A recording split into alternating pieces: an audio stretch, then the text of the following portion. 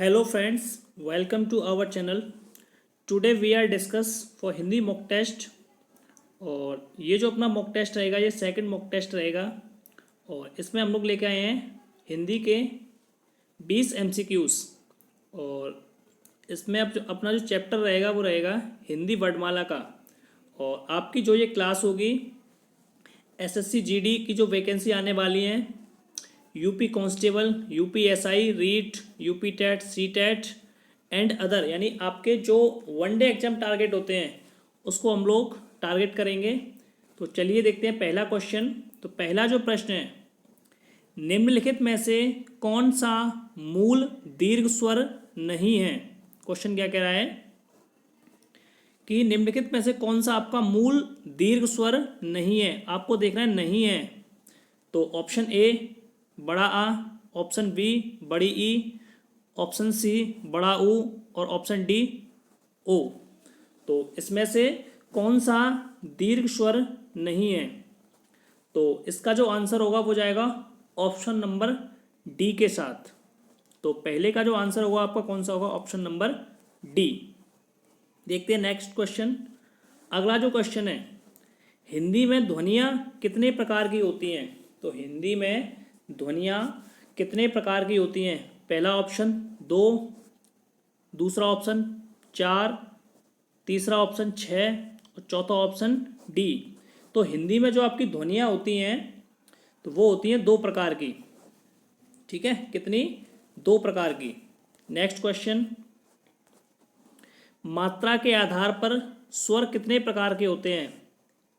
2 प्रकार के, 3 प्रकार के, 4 प्रकार के या 8 प्रकार के। क्वेश्चन कह रहा है मात्रा के आधार पर स्वर कितने प्रकार के होते हैं।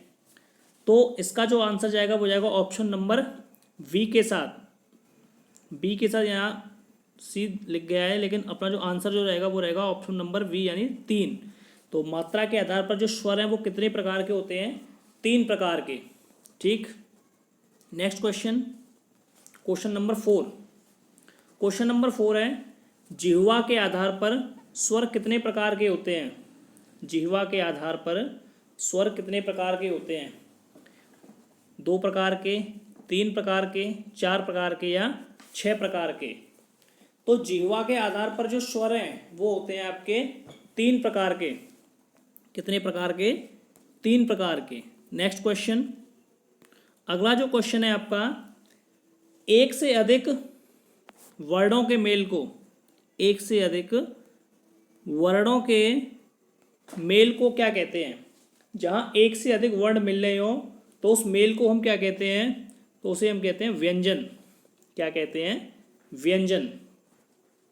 नेक्स्ट क्वेश्चन, अगला क्वेश्चन है, इ, ई, च, छ, ज, झ आदि का उच्चारण किससे होता है। ऑप्शन ए कंठ से, ऑप्शन बी मूर्धन्य से, ऑप्शन सी तालव्य से या ऑप्शन डी ओष्ठ से। इ, ई, च, छ, ज, झ तो आदि का उच्चारण किससे होता है। तो इसका जो ऑप्शन जाएगा वो जाएगा तालव्य के साथ, यानी इन सभी का उच्चारण किससे होगा, तालव्य से होता है। नेक्स्ट क्वेश्चन, अगला क्वेश्चन है, जिनका उच्चारण स्वतंत्रता से होता है, यानी कि जिनका उच्चारण स्वतंत्रता से होता है और जो व्यंजन के उच्चारण में सहायक होते हैं उसे हम क्या कहते हैं। तो ऑप्शन ए संज्ञा, ऑप्शन बी स्वर, ऑप्शन सी व्यंजन, ऑप्शन डी विसर्ग। तो आई थिंक आप लोगों ने इसका जो आंसर जो है कमेंट कर दिया होगा।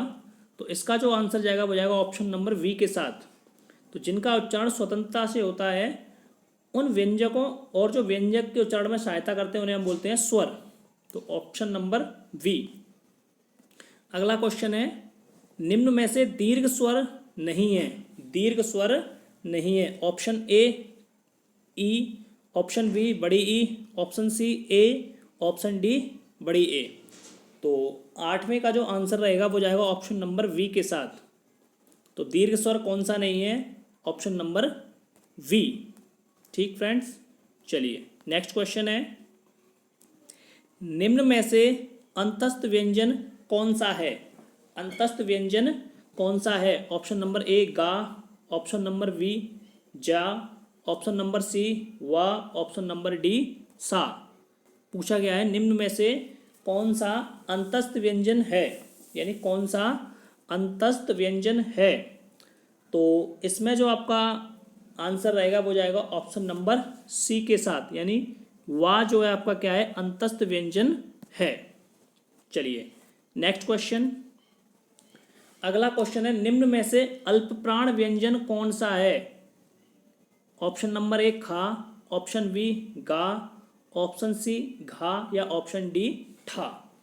तो कौन सा पूछा है, अल्पप्राण व्यंजन कौन सा है। तो आपका जो अल्पप्राण व्यंजन है वो कौन सा है, गा। तो जो अल्पप्राण व्यंजन होते हैं वो होते हैं पहले, तीसरे और पांचवें, यानी का खा गा में कौन कौन सा।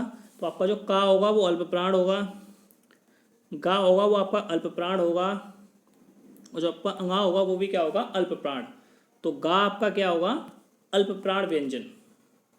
नेक्स्ट, निम्न में से घोष वर्ड कौन सा है।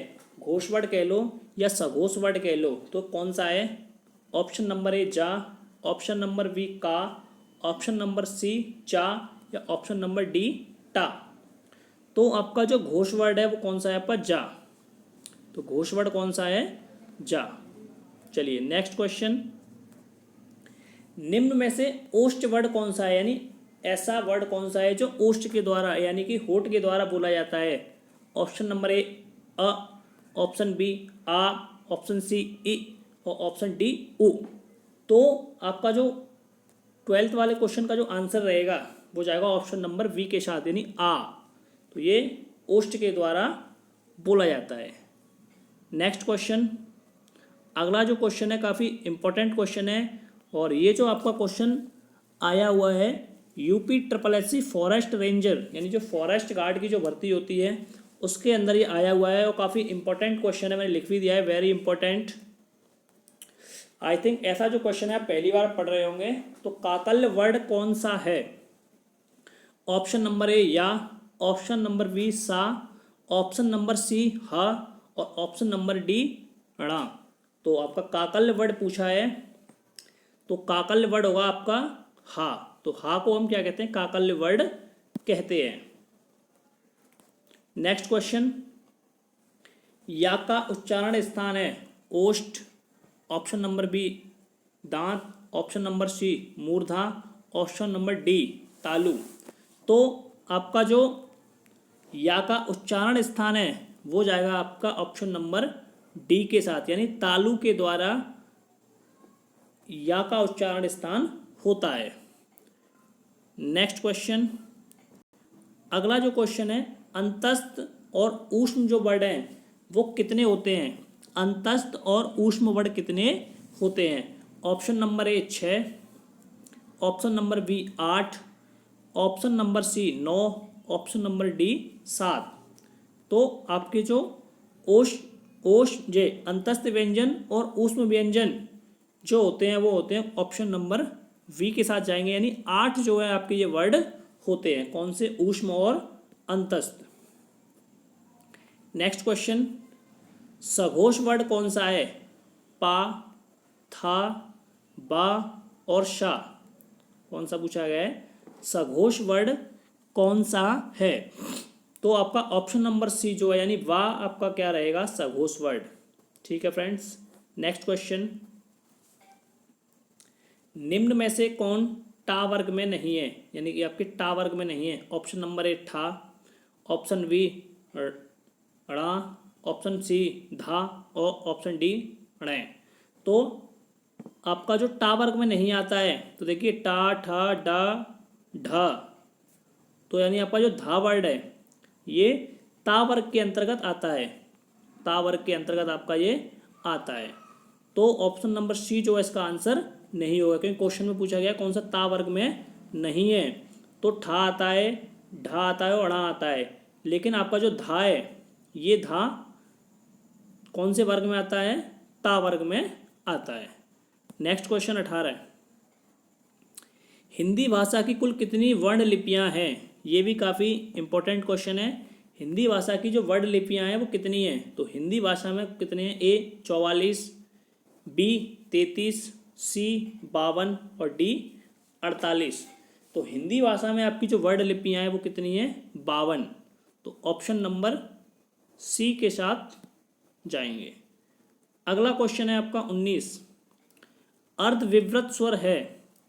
ऑप्शन नंबर ए उ, ऑप्शन नंबर बी ए, ऑप्शन नंबर सी आ और ऑप्शन नंबर डी ए। तो आपका जो अर्धविवृत स्वर है, आपका जो अर्धविवृत स्वर है वो जाएगा ऑप्शन नंबर वी के साथ, यानी ए जो है आपका क्या है? अर्धविवृत स्वर है। नेक्स्ट क्वेश्चन, अगला जो क्वेश्चन है, हिंदी वर्णमाला में ऊष्म व्यंजन कौन से हैं? यानी कि आपके जो ऊष्म व्यंजन होते हैं वो कौन से हैं? ऑप्शन नंबर ए सा, स, सा और हा। ऑप्शन बी ता, था, दा, धा। ऑप्शन सी टे, ठे, डे, ढे। और ऑप्शन नंबर डी चा, छा, जा, झा।